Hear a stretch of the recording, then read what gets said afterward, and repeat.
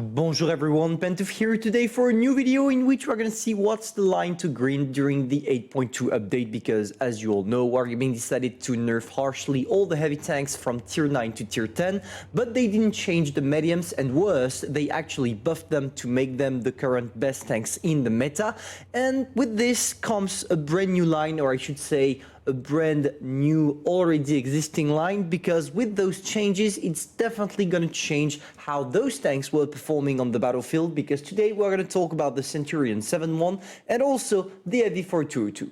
The buff both of those tanks received is quite simple. It's 10 more kilometers per hour for the speed forward. When you take a look at the Heavy 4202, for example, it went from 50 kilometers per hour to 60, and for the Centurion 7.1 from 40 to 50. And trust me, even if it doesn't seem a lot on paper, when you're actually playing the tank, you're going to see how much of a difference it makes. And this will make those tanks relevant again, because I felt like those missed a little bit of mobility. But now I feel like Wargaming did something that will make them the current best tank of the meta.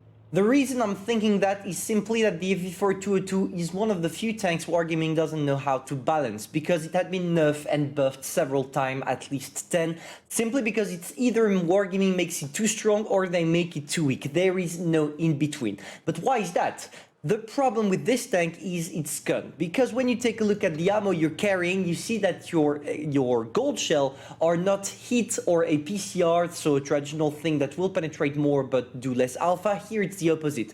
You will penetrate less because you have like 220 millimeters of penetration, but you will have a way better average damage. As you can see, you can climb up to maximum 550. When you take a look at the tank statistics, or directly the gun into the garage, you will see that the gun dispersion is awesome and the DPM is just insane already with your regular shells. But when you climb up to more than 4k average damage using your HES shell, you are literally a beast of DPM on the battlefield. And that's why Wargaming is struggling with this tank. But with those 10 kilometers per hour more, you will be offered way more possibilities that I'm going to explain directly in game.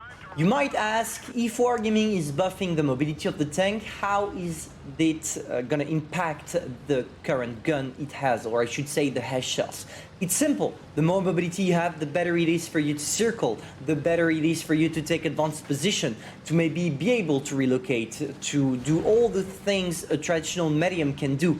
And it's just stacking up possibilities for this tank to be even more effective on the battlefield. And yes, during this 8.2 update, I'm thinking that this tank will possibly replace some of the mediums, or the current mediums that were already being used, because I remember that this tank you're seeing right there was my favorite one before it got nerfed on the mobility.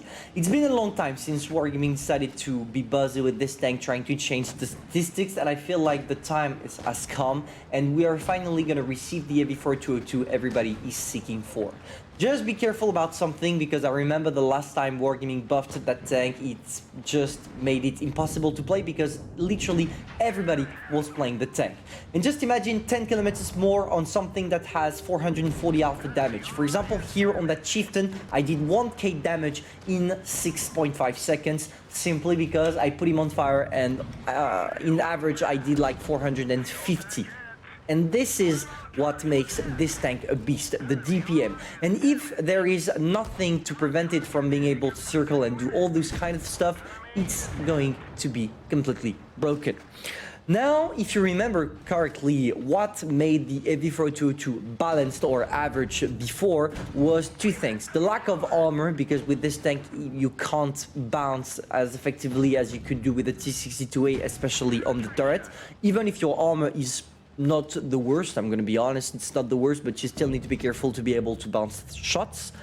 But also the mobility. By having the worst mobility out of all the medium tanks in the game, it kind of made it impossible for you to take advanced position and to play it the traditional way a medium is supposed to be played. playing aggressively, taking advanced position, spotting for the rest of your team. That was something that was impossible. But by buffing the speed forward by 10 kilometers, Wargaming is just saying fuck off to the previous playstyle of the tank to make it one hell of a beast.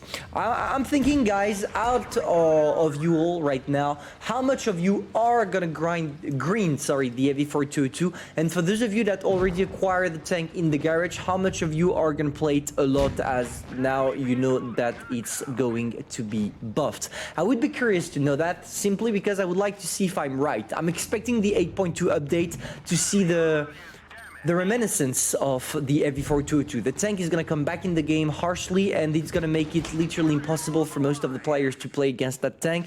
But I would be curious what you think.